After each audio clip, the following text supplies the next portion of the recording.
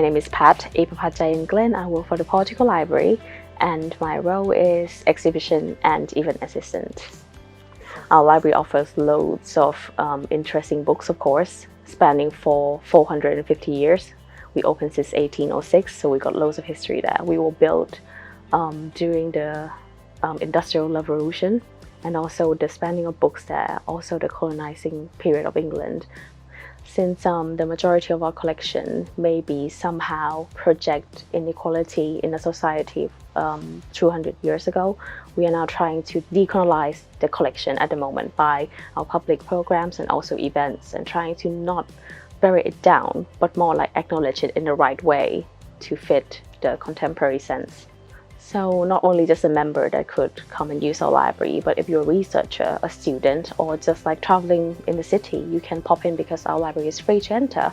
And also our public program, exhibitions, is free. So you can come in, have a browse, and also soon we can just enjoy tea and coffee and a light lunch in the library as well.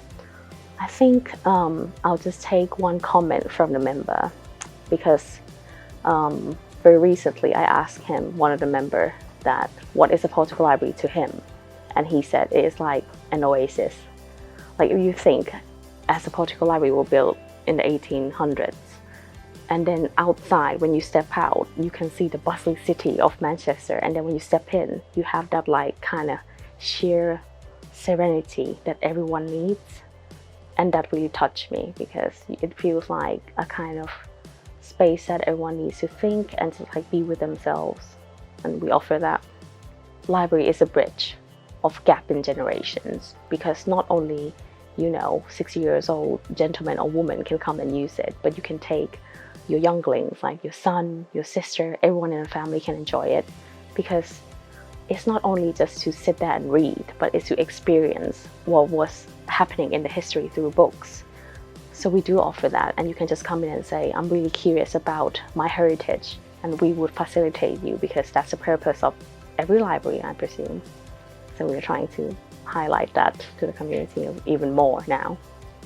In a lot of ways, I came here in Manchester in 2016 as a student, and the first encounter was like everyone else.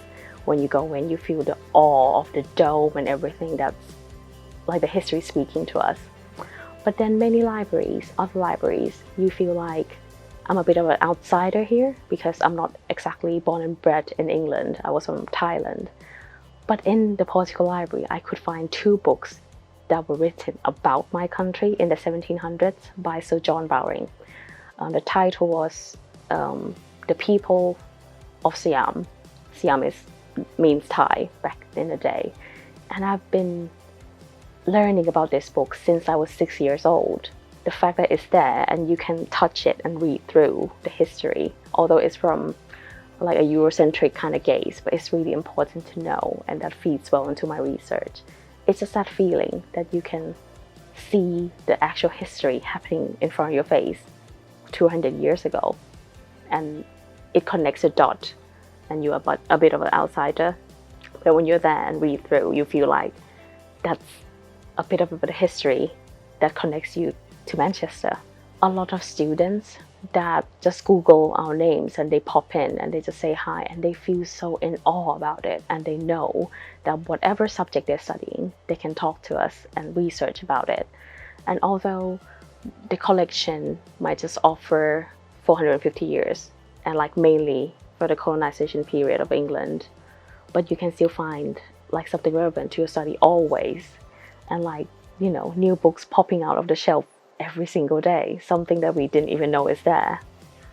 So not just the students that rely to our library, but mainly professors, historians, any writers would come and just sit in the libraries at the back room, because we're still operating as a member subscription library. So they would come and find new knowledge that they were like seeking in our library. And that's just amazing, because these people just would walk to us and talk. I just found out about like the boat back in the 17th century because of your books, and that's just amazing. And that's why we still need to operate as a library for everyone. So back in the day, as you may know, John Dalton, Elizabeth Gaskell, Emmeline Pankhurst, and like even Eric Cantona, they're all our members and like our fellows. So when you step into a library, you are following their footsteps, and you can just like see the list. We have one thing that's called Stranger's Book, and like the record of everything, of course, like who read what. So you can just like flick through, oh my goodness, he or she read that, I want to know what's going on in there. And that's like the bridge that I was trying to say as well. I think I'm always interested in heritage and also like history anyway, world history in general. And although my background is in art, I switched to the curation side when I finished my BA in Thailand. And what brings me to the library was that when I was studying my master's degree here, one of the senior brought us, the whole group of students, to the Portico Library. And from that moment on, it's like in the back of my mind that I really want to join this place, like in any form that I could. And then a few years later, when I'm back in Manchester, through connections really, James, the curator, contacted me and saying that would you like to join us in helping with exhibitions? And I'm like, this is meant to be. So it's just like that, and I'm absolutely enjoying it.